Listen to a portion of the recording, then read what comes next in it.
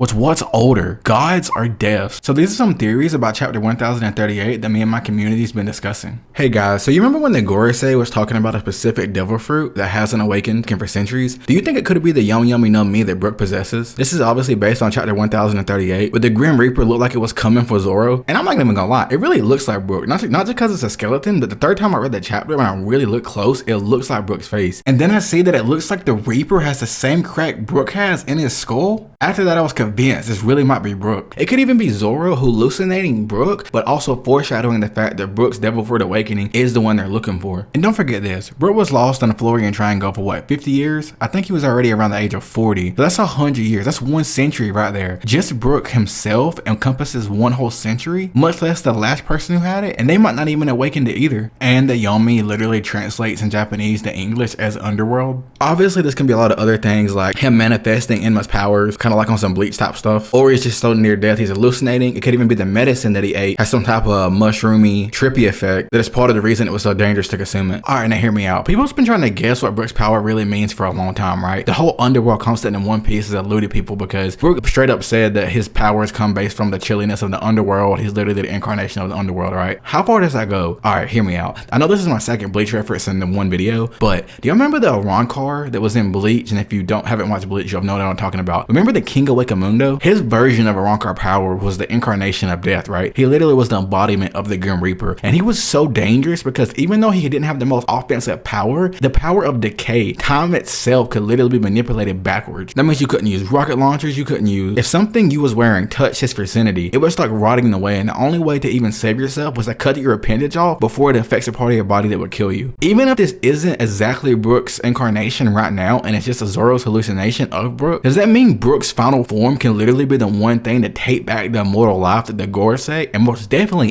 or Emu, but maybe even the Gorosei too? Could Brookes' power be the key to all of it? Is that what they're scared of? You know how everyone always says what came first, the chicken or the egg? A similar analogy that plagued the Greeks was what's older, gods or deaths? So if it's possible the Gorosei and Emu really is the gods or immortalities or maybe even actual gods, a death awakening devil fruit would be such a cool way for us to lead into the final arc. Even if it's not next, Brookes' devil fruit becoming relevant when we finally take on the Gorosei or Emu would be so sick, and prove Oda's foreshadowing is just next level, god level category type foresight. If you think about it, you know how Oda loves parallels and perpendicular thinking, so wouldn't it be crazy for him to introduce immortality, then and in the same arc introduce a time fruit? What if we find out in the same arc that Brookes' awakening is the only thing greater than time itself, and which is death? I've read plenty of manga and watched plenty of even American shows. Unless you're too young, there was even a show called Supernatural and there was a god on that show, but the only person older than God on that show was death. So could Brookes' devil fruit literally be the ultimate power that can snatch away the immortality from the Gorosei and Emu? The question for the day is it Brookes? Is Brookes' devil fruit the devil fruit the Gorosei are scared of? Is his ultimate powers able to control death itself? While I got you, I want to go ahead and say I read all my comments, including my negative ones. So I do understand that I typically speak too fast. I need to slow down and enunciate more. And I know it sounds crazy, but thank you for letting me know something that can improve my content. In real life, I have a naturally rapid cadence, and I promise to try to do better.